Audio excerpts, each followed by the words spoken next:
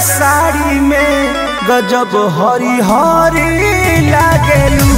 ए सोना हरियर साड़ी में गजब हरी हरी लागेलू।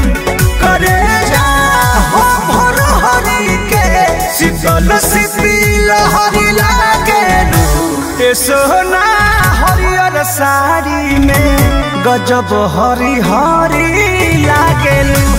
ए सोना हरियर साड़ी में गजब हरी हरी लागेलू।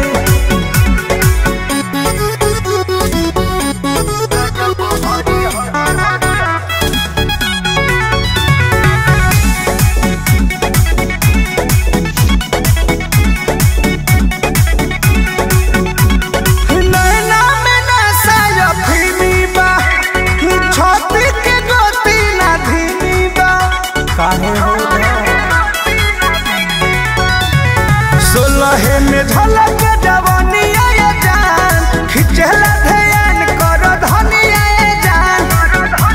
चैत में लगल मुजहरी के आम दूध सहरी लागेलू। ए सोना हरियर साड़ी में गजब हरी हरी लागेलू। ए सोना हरियर साड़ी में गजब हरी हरी लागेलू। सच में यार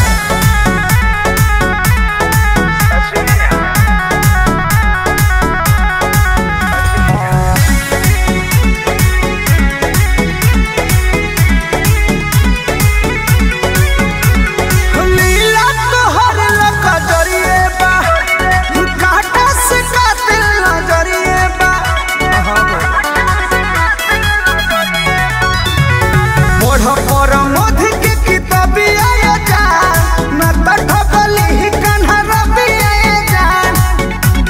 ए धनी हो आठ पहरी में नयन के पुतरी लागेलू।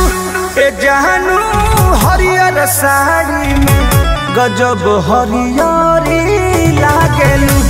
ए जानू हरियर साड़ी में गजब हरी हरी लागेलू। अरे पागल का बनबू हो।